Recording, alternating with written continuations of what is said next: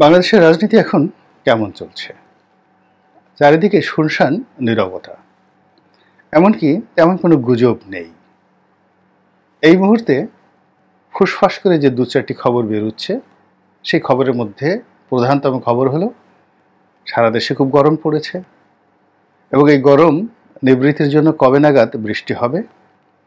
সাবেক আইজি বেনজির কত টাকা ইনকাম করলো, কত টাকা ঘুষ খেলো, কত টাকা বেতন পেল, আবার সংবাদ সম্মেলন করে বেনজির কি বলল, এবং সেই সংবাদ সম্মেলনের পরে আবার তার সেই সহায় সম্পত্তি নিয়ে নানা রকম বিতর্ক। তো এটি যখন চলছে প্রকাশ্যে একেবারে শুনশান নীরবতা, কিন্তু প্রকৃতি মনে হয় তার আপন খেলাটা গোপনে এবং পর্দার অন্তরালে খেলে যাচ্ছে, এবং এটাই পৃথিবীর নিয়ম। এবং সেই নিয়মটি কিভাবে ঘটছে আমি একটু একটু করে বলে যাই। প্রথমত যে প্রবাদ রয়েছে যে ভালোর সময় সবসময় মন্দ মানুষ তৈরি করে, good times always a create lazy man, আর হার্ড টাইম কঠিন সময় সবসময় ভালো মানুষ তৈরি করে, আয়রন ম্যান তৈরি করে। এখন আওয়ামী লীগের যে তেলে ঝোলে অবস্থা, পোলাও কোরমার অবস্থা, মাখনের যে অবস্থা, এটির যে বৃষ্টি হচ্ছে মাখন বৃষ্টি, তারপরে তেল ঝোলের এখানে সমুদ্র রচিত হয়েছে, তারপরে মধু মেওয়ার রীতিমতো বাজার বসেছে। ফলে আওয়ামী মৌমাছি যারা আছে, এই মৌমাছির এখন রানীর হুকুমে প্রাকৃতিক নিয়মে মধু সংগ্রহ করে মৌচাকে জমা করে না। তারা এখন সবাই রাজা হয়ে গেছে। রবীন্দ্রনাথের সেই যে গল্প রয়েছে, গান রয়েছে, আমরা সবাই রাজা, এখন সবাই রাজা হয়েছে। এবং এই রাজারা যার যার মতো করে মধু সংগ্রহ করছে, মেওয়া সংগ্রহ করেছে, প্রাসাদ বানাচ্ছে, যার যার মতো করে রঙ্গমহল তৈরি করেছে, করে পুরো যে সিস্টেমটি, সেই সিস্টেমটি রীতিমতো কলাপস করতে বসেছে, রাজনৈতিক যে বিধি ব্যবস্থা। ফলে দিব্য দৃষ্টিতে, মানে দিনের আলোকে দেখে আওয়ামী লীগ ক্ষমতায় আছে, মন্ত্রী আছে, এমপি আছে, নামধারী দামি যাই বলেন না কেন আছে, প্রধানমন্ত্রী আছে, রাষ্ট্রপতি আছে, গণভবন আছে, বঙ্গভবন আছে, কামান আছে, বন্দুক আছে, লাঠি আছে, গুলি আছে, কিন্তু তলে তলে যেটি নেই সেটি হলো নীতি এবং নৈতিকতা। তলে তলে যেটি নেই সেটি হলো বন্ধন, একে অপরের সঙ্গে যে সংযুক্তি। তলে তলে যেটি নেই সেটি হলো আল্লাহর রহমত এবং বরকত। তলে তলে যেটি নেই সেটি হলো জনগণের আশীর্বাদ, দোয়া। এর ফলে কি হচ্ছে, এদের যে পারস্পরিক যে সম্পর্কটি, এটি ক্রমশ নষ্ট হতে হতে মরুভূমির বালুর মতো হয়ে যাচ্ছে, সাহারা মরুভূমির মতো হয়ে যাচ্ছে। অর্থাৎ অনেক নেতা রয়েছে, কর্মী রয়েছে, কিন্তু তাদের মধ্যে পারস্পরিক সম্পর্ক না থাকার কারণে মরুভূমির বালি যেভাবে বিচ্ছিন্নভাবে থাকে, উত্তপ্ত হয়ে ওঠে, আবার ঠান্ডা হয়ে যায়, আবার উড়ে যায়, এখানে একবার পাহাড় হয়, ওখানে একবার গর্ত হয়, এখানে বালিয়াড়ি তৈরি হয়, আবার যখন মরুভূমিতে ঝড় তৈরি হয়, মরু ঝড় সাইমুন তৈরি হয়ে যায়। তো আওয়ামী লীগের মধ্যে এরকম একটা অবস্থা তৈরি হয়েছে, এবং তার কিছু নমুনা আমরা এই বিগত ডামি নির্বাচনে দেখেছি, যে নিজেদের মধ্যে নিজেরা মারামারি করতে গিয়ে এখানে ৭০ জন নতুন প্রকৃতির দামি এমপি আমরা দেখতে পেয়েছি। তো যা হোক, এখন আবার উপজেলা নির্বাচন হচ্ছে। এই উপজেলা নির্বাচনে ইতিমধ্যে মন্ত্রী পলক, তার একজন শ্যালক, কত সুন্দর নাম দেখেন, পলক, পলকের শ্যালক। শ্যালক অথবা সন্বন্ধী, মানে পলকের যে স্ত্রী কণিকা, কণিকার বড় ভাই অথবা ছোট ভাই, গোলগাল চেহারা, পেপারে যেটা দেখেছি, সে উপজেলায় নির্বাচনে দাঁড়াবে। তারপর এই জন্য তার যে প্রতিদ্বন্দ্বী প্রার্থী, তাকে সে অপহরণ করে নিয়ে গেছে, একেবারে গুম করে নিয়ে গেছে। এখন বলেন তো, পলকের শ্যালকের কি দোষ? যেখানে এত বড় বড় অপহরণ হচ্ছে, এত বড় বড় গুম হচ্ছে, ও যদি জিজ্ঞাসা করে যে আমার কি দোষ, তোমরা কি ব্যালট বাক্স ছিনতাই করনি, তোমরা কি ডামি ভোট করনি, তোমরা কি ইতিপূর্বে শক্তিশালী তোমাদের যারা প্রতিদ্বন্দ্বী তাদেরকে আটকে রাখোনি, তাদেরকে দেশ ছাড়া করনি, তাদেরকে জেলখানার মধ্যে ভরনি, তাদেরকে এলাকা ছাড়া করনি, তাহলে আমি কি দোষ করলাম? পলকের শ্যালক কি উত্তর দেবে বলেন?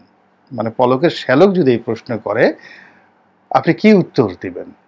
এরকম পলকের এই ঘটনা নিয়ে খুব আলোচনা হচ্ছে। বেচারা পলক সেখানে গেছেন, সুন্দরভাবে তিনি বুঝিয়ে বলার চেষ্টা করেছেন এবং তিনি বলেছেন যে মন্ত্রীর শালা হোক আর বা সম্বন্ধী হোক, এই পরিচয়টি যে কারোর জন্য কতটা বিপদের হতে পারে এটা তিনি দেখাবেন। আমার যে বক্তব্য হলো সেই বক্তব্য তিনি ঘোড়ার ডিমও দেখাতে পারবেন না। এর কারণ হলো তার যদি এই ধরনের ক্ষমতা থাকতো তাহলে এরকম শ্যালক তৈরি হতো না, এই ধরনের শ্যালক তৈরি হতো না, এই ধরনের ক্ষেত্রে ভাই ব্রাদার তৈরি হতো না, ক্যাডার বাহিনী তৈরি হতো না। পলকের কথা নয়, সবার কথাই বলছি। তো যেখানে ফ্রাঙ্ক আইনস্টাইন তৈরি হয়ে যায় সেখানে তারা এতটা শক্তিশালী হয়ে যায়, এই শ্যালক এবং তার গং এখন এতটা শক্তিশালী শুধু পলকের জায়গায় নয়, সারা বাংলাদেশে। তারা যদি চায় যে তার দুলাভাইকে এলাকায় ঢুকতে দেবে না, দুলাভাই কিন্তু এলাকাতে পুলিশ নিয়েও ঢুকতে পারবে না। যেমন দেখেন আমাদের ওবায়দুল কাদের সাহেব, তার ভাইয়ের সঙ্গে যখন গন্ডগোল হলো সে কিন্তু এলাকায় ঢুকতে পারেনি, মির্জা কাদের সাথে পারেনি। তো এই আওয়ামী লীগের এই যে সমস্যা, উপজেলাকে কেন্দ্র করে যে সমস্যা তৈরি হয়েছে, এই সমস্যা পুরো আওয়ামী লীগকে গ্রাস করে তাকে অসহায় বানিয়ে ফেলবে। 2 নম্বর হলো আওয়ামী লীগের যে লেটুস পার্টি রয়েছে, গুদগুদি পার্টি রয়েছে, এদের কাজ হলো আওয়ামী লীগকে উজ্জীবিত রাখা। আমরা আঞ্চলিক ভাষায় গুদগুদানি বলি, কুতকুতানি বলি, সুরসুরি বলি। তো আওয়ামী লীগকে সুরসুরি দিয়ে যে সকল রাজনৈতিক দল আওয়ামী লীগকে বাঁচিয়ে রেখেছে যে না এটা একটা রাজনৈতিক দল, এ কারণে আমরা বিরোধী দল, আমরা আওয়ামী লীগের সঙ্গে আছি, there is a some mic. তো এই সকল গুদগুদি পার্টির মধ্যে প্রধানতম গুদগুদি পার্টি হলো জাতীয় পার্টি, জাসদ, ওয়ার্কার্স পার্টি, তরিকত ফেডারেশন, জাকের পার্টি, এরকম আরও অনেক।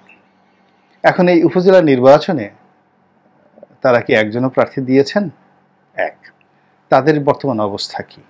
2 নম্বর হলো যে ডামি নির্বাচন হলো, এই ডামি নির্বাচনে গুদগুদি পার্টির সবারই মোটামুটি গুদগুদি দেওয়ার যে ক্ষমতা, সেই ক্ষমতা কেউ যদি আঙ্গুল দিয়ে গুদগুদি দিয়ে থাকে আঙ্গুল শেষ, মুখ দিয়ে যদি দিয়ে থাকে মুখ শেষ, মুখে চুনকালি পড়ে গিয়েছে, কেউ জিব্বা দিয়ে যদি দিয়ে থাকে তার জিব্বাতে ঘা হয়ে গেছে, ফলে শুনশান নীরবতা।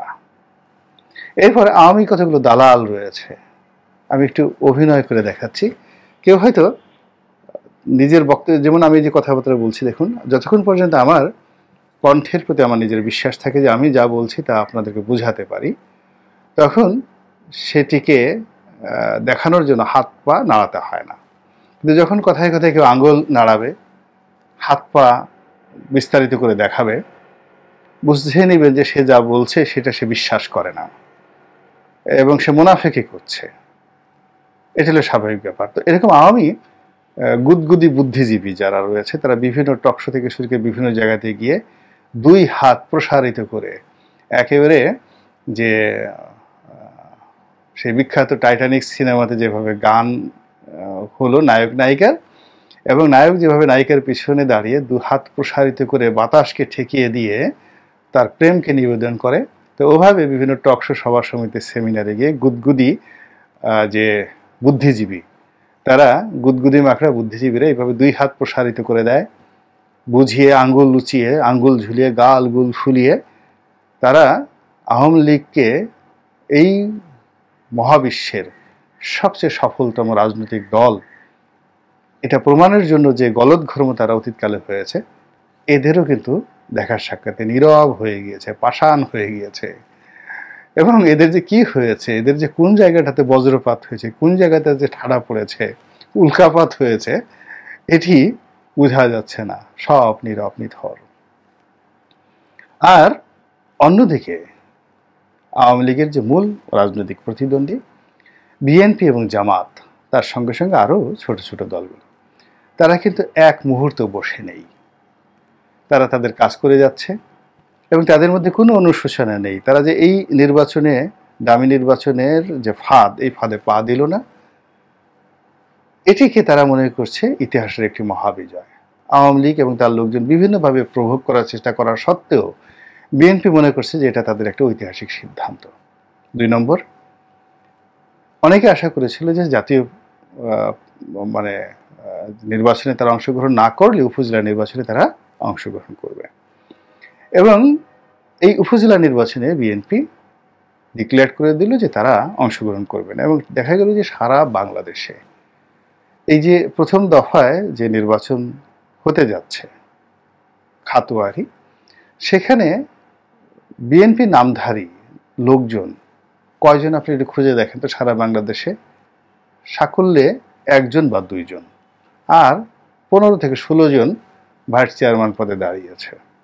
তো যেখানে প্রথম ধাপে প্রায় ২,০০০-এর মতো প্রার্থী রয়েছে, সেখানে ২-৪ জন এরকম লোক, এবং এর মধ্যে একজন আবার উইথড্র করেছে এবং বলছে আমি জেলে যাব। সে জেলে চলে গিয়েছে, কিন্তু সে উইথড্র করে ফেলেছে। তো এই হলো বিএনপির কর্মদক্ষতা। তারা এখন সম্মেলন করবে, নতুন মহাসচিব নিয়োগ দেবে, অথবা পুরনো যিনি মহাসচিব রয়েছেন তাকে নতুন করে নিয়োগ দেওয়া হবে, এবং এই দলের সম্মেলনকে কেন্দ্র করে এই অস্থির সময়টার মধ্যেও বিএনপি উজ্জীবিত থাকবে। এবং বিএনপি যেটি চিন্তা করছে, 3 ডাইমেনশনাল চিন্তা করছে, যে সাংগঠনিকভাবে আমাদেরকে আগাতে হবে এবং নিজেদেরকে প্রস্তুত রাখতে হবে যে কোনো অস্থির এবং যে কোনো জরুরি পরিস্থিতি মোকাবেলা করার জন্য। ২ নম্বর হলো যে কর্ম আওয়ামী লীগ করেছে এবং তার গুদগুদি পার্টি সমূহ করেছে, সেই কর্মের ফল প্রকৃতির নিয়মে তারা ভোগ করবে। তার জন্য আমাদেরকে ধৈর্য সহকারে অপেক্ষা করতে হবে।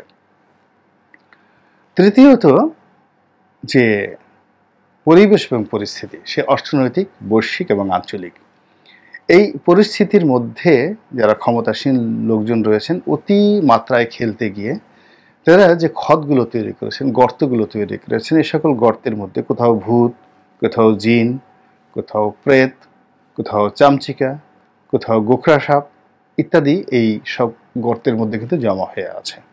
ভুতুড়ে জায়গা তৈরি হলে যা হয়, এইগুলো কখন যে কিভাবে কাজ করবে এটি আমরা বলতে পারছি না, কিন্তু এগুলো হবে, এটার প্রতিক্রিয়া হবে। তো সবগুলো বিষয় একত্রে করে তারা কিন্তু বসে নেই।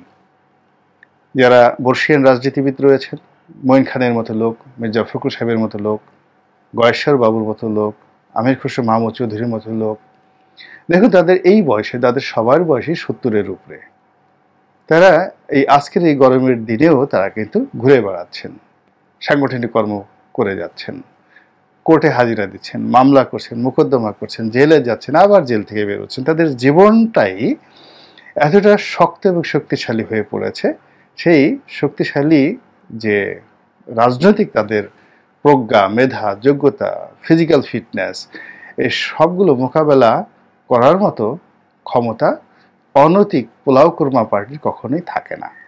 তো কাজেই এই যে নীরবতা, এই নীরবতাই শেষ নয়, নীরবতার পরে আরো বড় সরবতা আমাদের জন্য অপেক্ষা করছে। আল্লাহ আমাদের সবাইকে হেদায়েত দান করুন এবং হেফাজত করুন।